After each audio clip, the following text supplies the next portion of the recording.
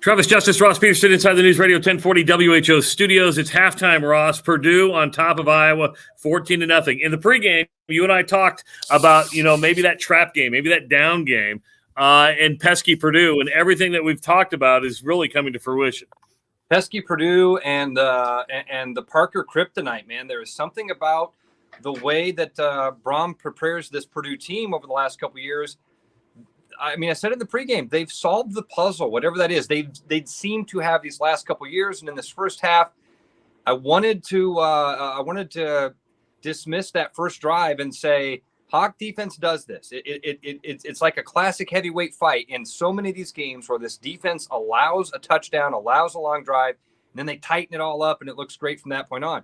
That's not the case. We've now had 3 long drives. Got lucky with that missed field goal, or we're looking at a 10-point deficit right now. And David Bell, man, nightmare scenario. This guy gets loose and is gone. And you called that during the pregame show. You were like, they got to keep an eye on David Bell. David Bell has been an Iowa killer for a long time. Listen, Purdue's won 3 of the last 4. It won last year, and they have Iowa figured out. For some reason, they have Iowa figured out because I don't want to buy the down game, because when you move up to number 2, you can't afford to have a down game. You have to be just dialed in, and there's no room for error from here on out. Yeah, and I don't buy the down game because Kirk Ferentz does a pretty good job of preparing his team, and Purdue has had their number. It's not like this is Illinois or Minnesota where you can look at this and go, hey, guys, I know they haven't beat you, but no, man, you show them the tape from last year of David Bell streaking down the field past them. You say, get ready. So I don't think that's what we're seeing is like letdown. I know that's going to kind of be the classic excuse that we're going to hear, barring some really strong second half here from the Hawkeyes.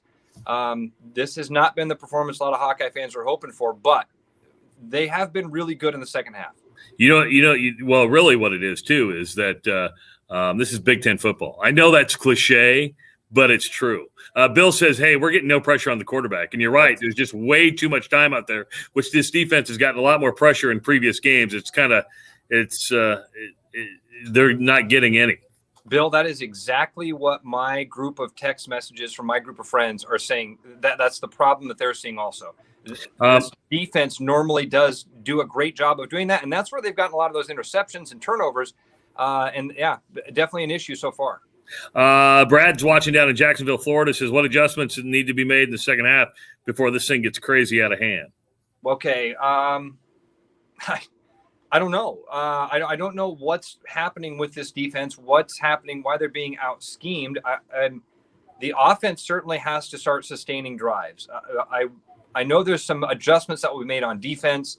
I don't exactly know what that is. I mean, again, holding a team to 14 points in the first half, I'm not going to kill the defense for that. That's not what we were hoping for or expecting. But the offense has got to do a better job of sustaining those drives. And I think Brian Ferentz has to do a better job. So what adjustments have to be made?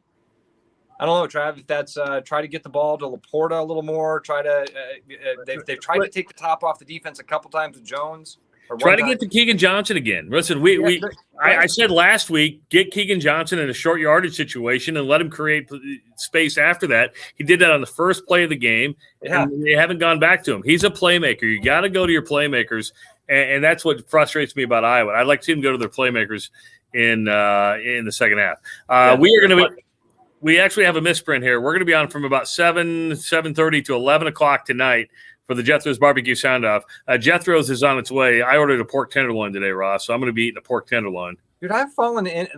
I can't get over the ribs and apple pie. I know. And so, you're a routine guy. I appreciate it. I'm normally not a routine guy. I'm normally a spread my wings and fly guy. But the ribs are too good. I can eat them with my hands. Makes me feel like a man. Makes me feel farm strong. Yeah, but you have a tapeworm and you haven't gained weight in like 40 years. 30. Okay. And you keep losing weight. You're like Benjamin Button. You're like shrinking into like nothing. My son is 11, and they did their height. He's weight fatter than you. He's about the same size I was as a senior in high school. He's 11. The pants I wore my senior year for baseball don't fit him. So you're saying you had the butt of an 11-year-old man or boy? I'm saying I still do. All right, buddy. We'll see you after the third quarter.